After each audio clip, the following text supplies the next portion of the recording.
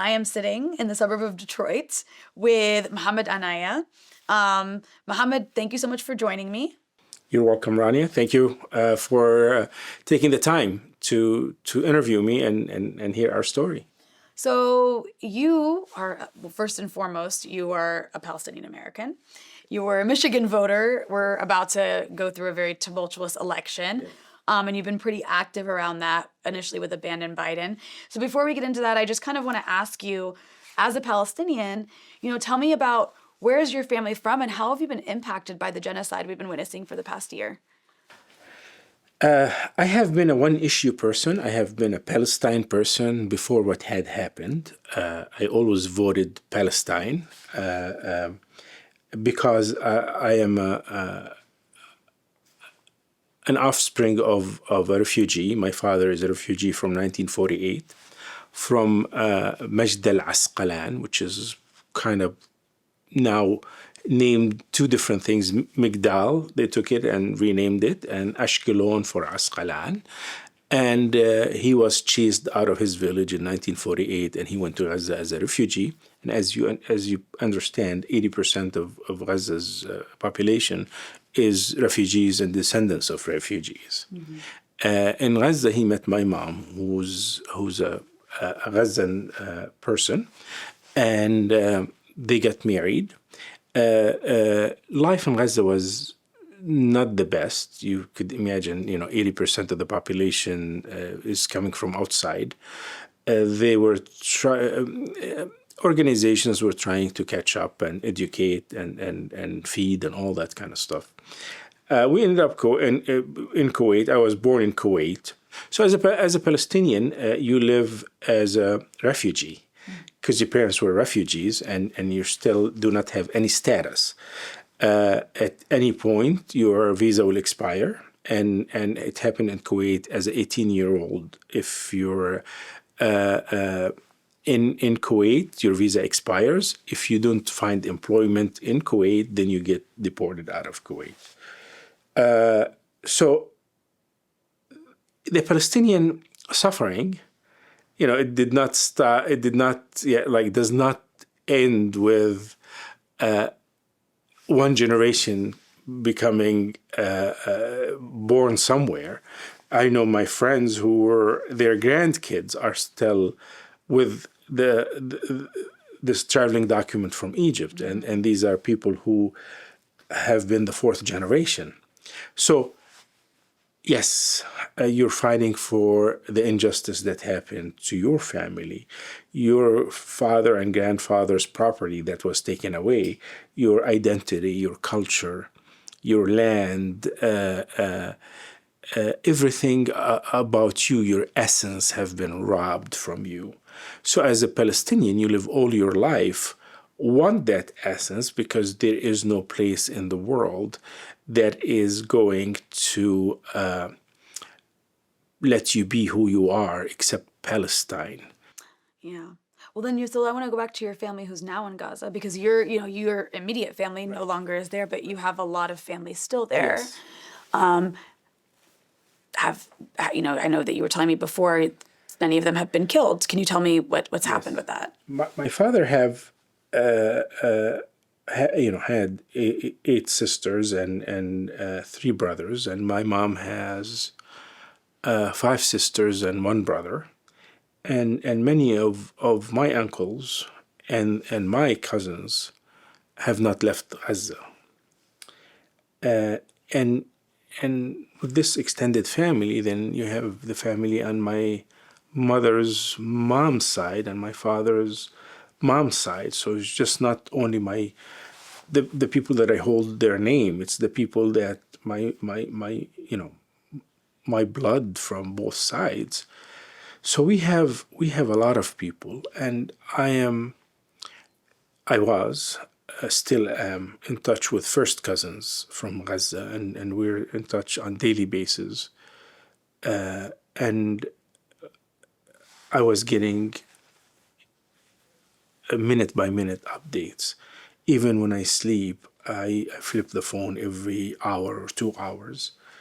And then you hear the news, and I would not say we have been desensitized, but we used to cry 3 or 4 times a day, not about our relatives, but about the stories that our relatives tells us. And at night, it's you wanna resist flipping the phone, but you can't, because you want to honor people. And one night in October, late October, I flipped the phone and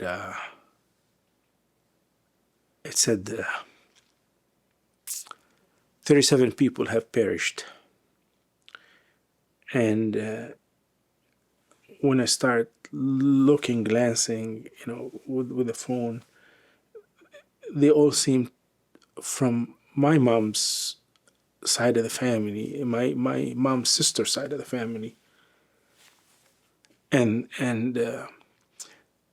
the survivor who had sent it had lost all of his kids and wife.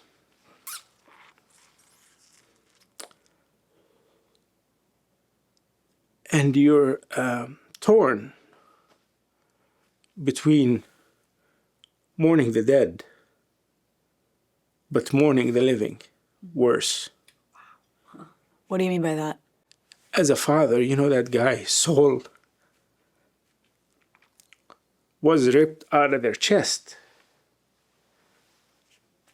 And me being a father and a grandfather, I understand that it's worse than for the people who died. People died, don't feel anymore. I'm sad. But what about the father? How is he gonna go on through life? Let alone, and that's one person I'm thinking of, let alone the 37 people, had a bunch of people who loved each and every one of them. And we have seen conflicts, and I would call my cousins, and when the conflict dies down, she says, and this is where just way smaller scale, and she says, I'm gonna drive my car, and there are landmarks I'm not gonna see anymore. She had torn feelings about leaving and not leaving, and we finally said, just leave, just get in the car and leave, and she said yes, and she has a small car, like a Fiat 500. It's called a Seat. It's a product that is not in the States. And they filled the car like a clown car. This car in its best shape could take 4 people. And there was 11 people, just hanging on the car and hanging out of the windows, and babies and adults. And she said, and she always talked to me about a guy who owns a gym across the street, and he's always just like, why don't you join my gym? Why are you going down to the gym down the street? And she's always joking about it, and she's just like, I just don't like your equipment and this and that. But it's just kind of nice, friendly conversation. And he says,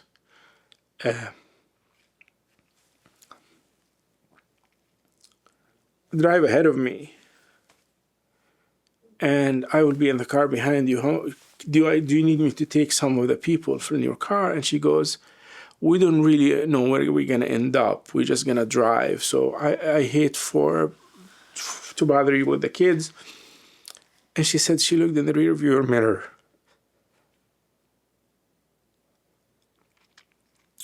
And they blew up his car. Oh my God. For no reason. She said it could have been my car. She said I could have had a couple of my kids in his car. And she said I just had to keep driving. And you try to be brave for them and all that. And then you hear stuff that your mind does not comprehend. She says we stopped eating, not because there is no food, just because there is no water to flush the toilets. Oh. She says there's 30 of us, and we just stopped eating. And she says we eat barely enough that we know our bodies are going to burn, and we don't want to go to the bathroom. And she says, and the water that there is causes dysentery, it causes diarrhea. And she says there is no fuel to boil the water, so you're just.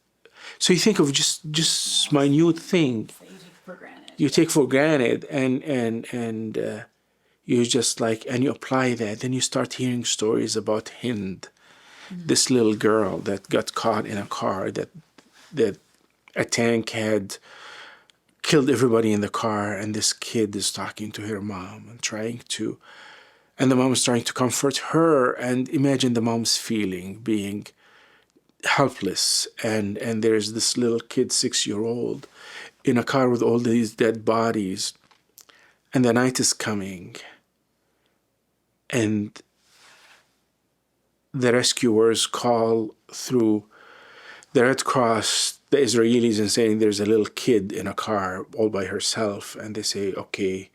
They check it out, and they say, okay, rescuers can come. And as soon as the rescuers arrive, they could kill the rescuers. And then they kill the baby. That's one story. There's so many. Of 50,000 stories. And with everybody who loves these people, and everybody who survives these people. And it is, and you're watching your government sending the weapons, sending $20 billion, saying they open their all their weapon depositories for Israel to go and pick up what they want. So you are part of the initially abandoned Biden, now abandoned Kamala Harris. And so you're advocating voting for third party. Yes. And so I guess I want to ask you, first of all, throughout the last year, have you tried to reach out to your representation, to Democrats, and if so, what has been the response from these people? There are, unfortunately, what I call them Democratic operatives, because they want to only sell the Democratic narrative through scaring people from voting for Trump, because they want to say Trump is worse. We aided in killing 50,000 people, injuring 150,000 people, displacing 2.5 million people, but Trump is worse. Well, okay, so that's your campaign. What are you going to cease fire? No. Are you going to stop providing Israel with weapons? No. Are you going to condemn Israel? No. Are you going to support anything in the United Nations or in the Security Council that puts sanctions against Israel? No. So you want my vote because you're saying I'm predicting that Trump is going to be worse. So you're going to continue killing Palestinians? Yes, because we're not going to change the policy from Biden. So any person who can hear the answers, they're not saying we're going to continue killing Palestinians per se. But they say we're going to continue the Biden policy that has been. We support the Biden policy. Harris says I supported every policy that Biden has, and I will continue supporting his policies. That in my head says I want to support killing your relatives. I want to support killing your people. I want to support killing Palestinians, but don't take a chance on Trump. It's just so I don't know of with any logic does that work. Then they send Clinton, and Clinton wants to convince me that killing my people is justified. So I shouldn't be asking for not killing my people. I should justify killing my people and maybe help him advocate for killing my people. How could you tell some people, no, you have to understand, killing the innocent of Palestinians is justified. You just are stupid enough not to advocate for that like we do. So let me ask you this. What about the Trump campaign? Have they reached out to you? Trump campaign reached out many times, not to me personally, but to the organizations that I belong to. And all of the organizations that I belong to turned them down.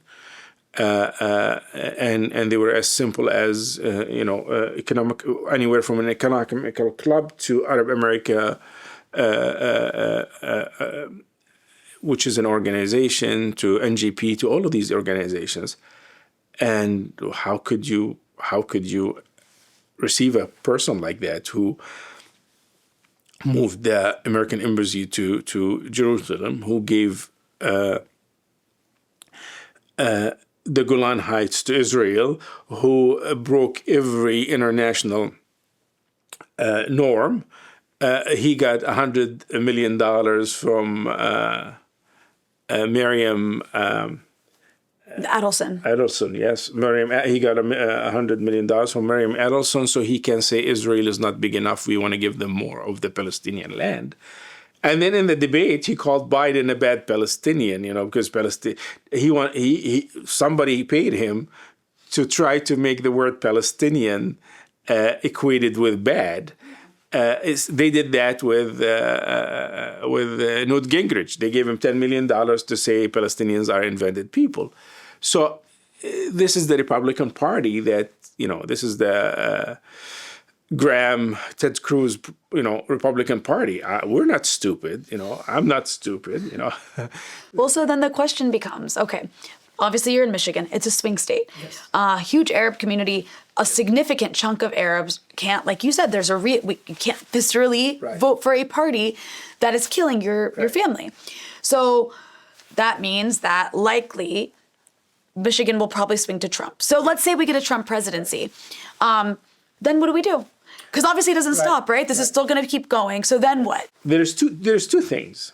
Number one, I want them to understand if she loses Michigan, that she lost it because of the American foreign policy of Palestine, what they have done to Palestine. And there is two ways for her to lose it. First, Jill Stein, who is advocating for Palestine, advocating for ceasefire, advocating for disarming Israel and not providing Israel with her whole campaign. This is the Green Party that's supposed to talk about windmill and electrical cars and carbon footprint and all that. They have not talked about any of that except Palestine. Mm-hmm. I appreciate it. First time in history. I really appreciate it. If, which I'm a realistic person, if we get them to 5%, that's going to create the duopoly between these two parties. It's not likely, but it is a start. Mm-hmm. I don't know how motivated Gen Z is to go out and vote, especially for Jill Stein. But this is a vote that is deprived from Kamala. Mm-hmm. There's a whole part of the Arab community here that is going toward Trump. These are people probably have not, with short memory, they do not remember Trump's Muslim ban and Trump's rhetoric against Muslims and what he had called them. And like we mentioned, the embassy and the Golan Heights and even in the first debate, using the word Palestinian as a derogatory word. And so, but these are two votes. One vote deprived from Kamala and one vote going to Trump. So I don't mind that. I am silent about that. I am not telling the community not to vote for Trump.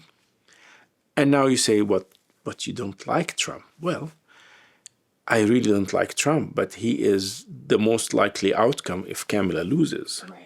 Okay, we have been a fascist colonial government. We have acted as such. Maybe it is time for us to come out of the closet for whoever we are and tell the world, because Trump doesn't mince words. Trump is not an establishment. Trump will say whatever is on his mind. We go and we give licenses to kill. We give weapons to kill. We have no sympathy for innocence. We have no sympathy for children. We starve people. We burn people on camera. We Americans do that with our weapons, with our bombs, with our F-16, F-35s. And we know like that we could shut that off. It takes maybe 2 or 3 hours for Israel to stop the war if we shut that pipeline. Mm-hmm. Trump doesn't even begin describing what America is. He's It's a representation of it, basically. is what you're he's saying. very soft, very soft. Because Actually, not if, even. if you want to really bring, a real presentation of the United States, it's probably Dracula, or somebody like that. It's just like it has to be a fictional character. It cannot be a real human being. It's even Jeffrey Dahmer has better demeanor than what America is doing. It's just like. Jeffrey Dahmer had a purpose. He ate people. We're killing them for killing them. Just like I cannot think of any personality or any people that can be the true representation of the United States of America for the actions that they're doing. I don't know. I don't know who could be the face of America. But it just kind of sounds like at this point, what you're saying is that it's the America pushes fascism abroad, so all these people who are so worried about it here should also be concerned about what it's been doing abroad. And here, we have been polarized. That's true. Yeah, I mean, the hate speech and President of the United States making fun of the physically disabled, making fun of immigrants, making fun of everybody, advocating for violence in his gatherings, saying, beat them up, advocating for police violence. This is a president of the United States that says when you arrest somebody, slam their head in the car. Still not strong enough to or still not actually an accurate representation of America. Not really, Yeah, because this is the guy who put a whole ad in the newspaper accusing young African Americans of raping a woman in Central Park, and it turned out this is enough to have a person canceled for the rest of eternity. And this is way before he got into politics. This is when he was a Democrat. Well, I just want to, to wrap up here, I guess I want to wrap on asking you, as we move into this election on Tuesday, I assume you think the outcome is going to be Donald Trump. I think so, from what I see. And I guess my question to end on is, what's your message to people once Trump is elected? I assume, you don't just, it's not like it's like Kamala loses and we win. Yeah, no, it's our family in Lebanon, Yemen, Gaza, the West Bank have been shredded.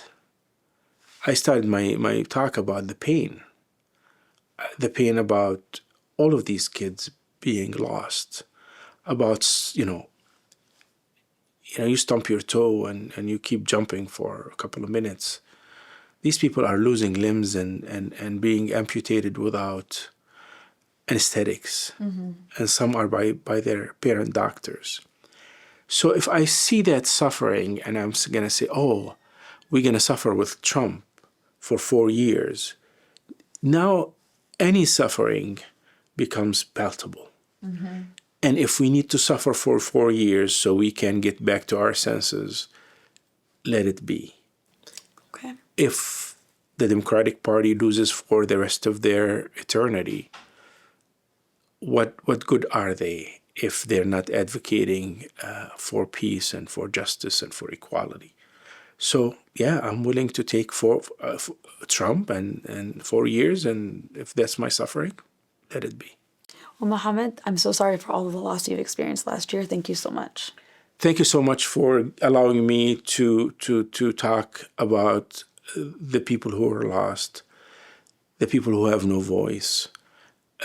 We are in the West, if we could do anything, we can be their voices. Thank you.